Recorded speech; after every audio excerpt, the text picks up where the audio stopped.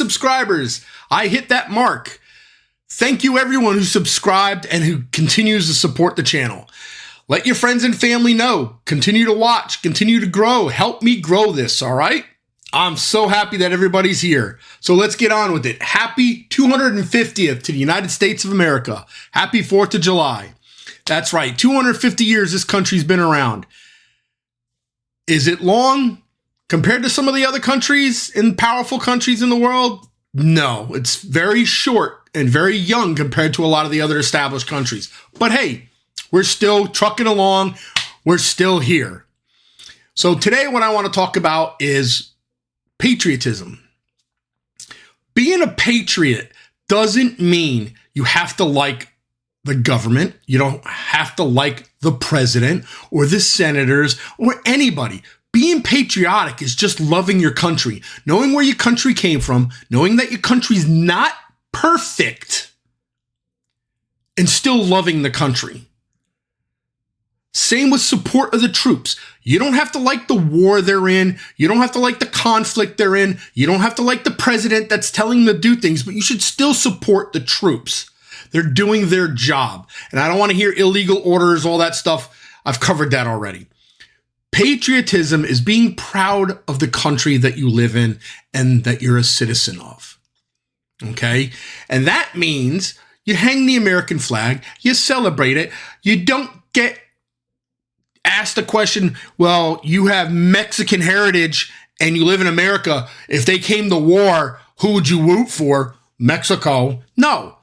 Okay, if you immigrated to this country legally or illegally, and you want to live in this country, then you support this country. That's part of patriotism. This is something that was taught to Gen Xers and everyone before us in school, since elementary school, about being proud of this country, being patriotic and loving this country.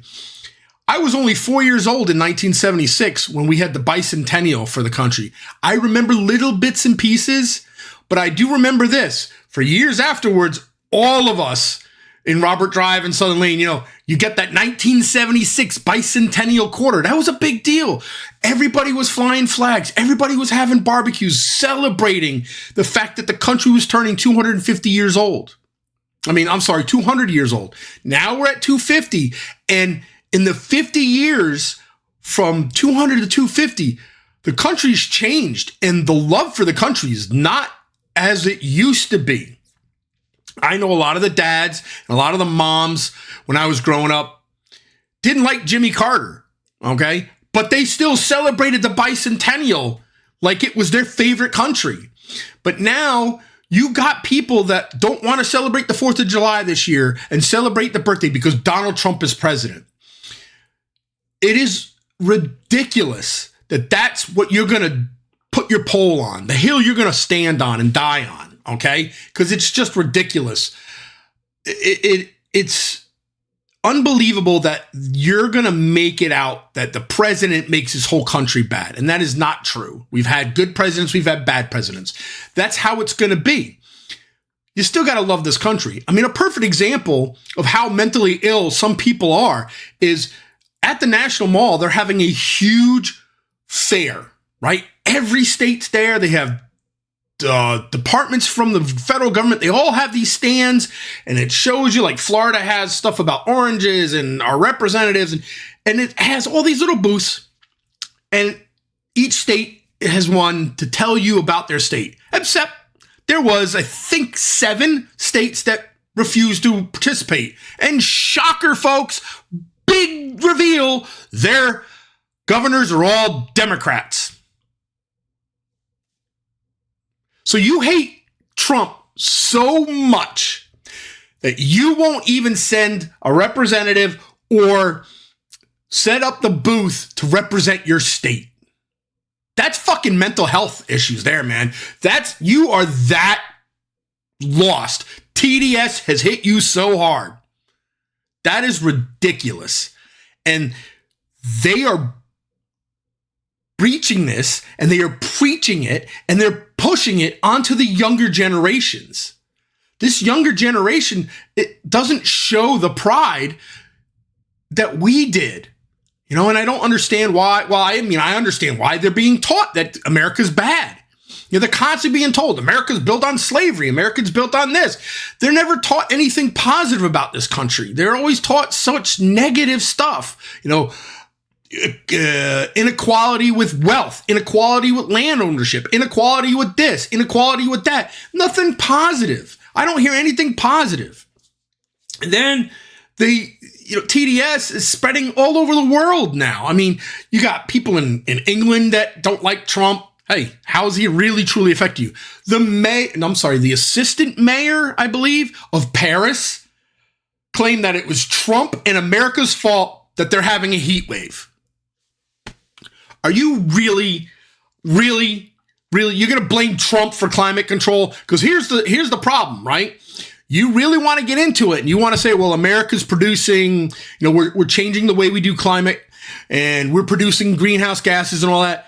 We still don't create the amount of toxins and greenhouse gases that go into the atmosphere as India, China, and some other countries on this planet. But you're going to blame us because if you blame those other countries, you blame China, of course, you're going to get ostracized. So who's the best person to blame? Blame America because we're the punching bag of the world right now. It's dumbfounding. And here's a perfect example. I'm going to get into it, right? So if you haven't seen the news, this douchebag, U.S. Air Force Major Jason Watson, has been announced as the left's hero. He's an American hero because he stood in his United States Air Force uniform on the steps of the Capitol with a sign that said, impeach, convict, and remove. And that was talking about Trump. Because when he had his little press conference too, you could see Jolly Ginger, this fat, redheaded, teeth-missing vet that claims that he, if you like Trump, you hate your own race and you're a class hater and all this. And then there's like a whole bunch of angry vets behind them that obviously forgot the rules. Because here, folks, here's the rules. As a U.S. military member, you can protest all you want, and you can write your representatives. You cannot do it in uniform, and you cannot do it on duty. It is against DOD regulations and the UCMJ. And he violated that, but yet the left's making him out to be a hero because he stood up what was for right. I'm not saying he can't protest. Protest all you want, dude. Don't do it in uniform. You're disgracing the uniform, and you're an officer, so that's conduct unbecoming. And I'm going to get to how hypocritical the left is because in 2021, U.S. Marine Corps Lieutenant Colonel Stuart Scheller Jr. went on to Facebook and TikTok and all, had a video and just killed Biden over the pullout of Afghanistan and said how our chain of command needs to relook at things and they did wrong and all this. Okay, he didn't even protest. He went on video, but he was in uniform. He was court-martialed and kicked out. 2012, Sergeant Gary Stein, he called Obama a domestic enemy on Facebook. He wasn't in uniform. He just made a comment that Obama was a domestic enemy. He got court-martialed and got kicked out with an other than honorable discharge. And I'll give you one more. U.S. Army General Stanley McChrystal, in 2010, he demanded for Obama's resignation. And Obama removed him from the Afghanistan area. He was the general in charge of the Afghanistan conflict. They removed him. He didn't get punished. I mean, he got punished. He got removed, but he didn't lose his job. So let's look at this. He's a hero. He's a hero. Mr. Air Force is a hero. But then these three guys, they're assholes because they went up against Obama and Biden. They went up against the Democratic gods. Okay? But if you go up against Trump, you're a hero. That's not patriotic either way. All four of them were wrong. They could have said those things out of uniform and not on duty in a public forum, anything, and don't identify yourself. It's pretty straight and clear, but it's also pretty straight and clear the hypocrisy of the left, that they're okay with the Air Force guy against Trump, but I guarantee none of these assholes had said anything about these three other gentlemen, especially, the sergeant who just made a Facebook comment and got kicked out with an other than honorable. I go through my Facebook constantly on both my personal and my channel, and there's all kinds of people spewing stuff about Trump, spewing hateful things, wishing he was dead, 86-47. And then people going, when is he going to die? When is somebody going to kill him? And I've seen military personnel do that. But the left loves it. That's not patriotic. Being patriotic, folks, again, is loving your country. You don't have to love the president. You don't have to like the president. You can hate the president all you want. But being patriotic is loving this country. And you should be proud to be in this country. If you've not stepped foot outside this country into other countries, then you truly don't know how great it is to live here, how great our freedoms are. And yes, you have the freedom to assemble. There is no freedom to protest. It's freedom to peacefully assemble. Remember that? I covered it in another video. Okay? So, I'm going to keep it short because it's the 4th. I want you guys to have a good time. Please, by Monday, have all your fingers and toes. Don't blow them off with any of the fireworks. Enjoy the 4th. Left, right, center, whoever you are. Enjoy the 4th of July. Celebrate this great country. 250 years of democracy, and it's going to keep going, and we need to keep it going. Teach your children to be proud of the country. You don't have to be proud of who's in charge of it, but be proud that they're Americans. Be proud of their heritage. Be proud of what their ancestors did to make this country great. And on that note, folks, I'm out of here. Happy 4th of July.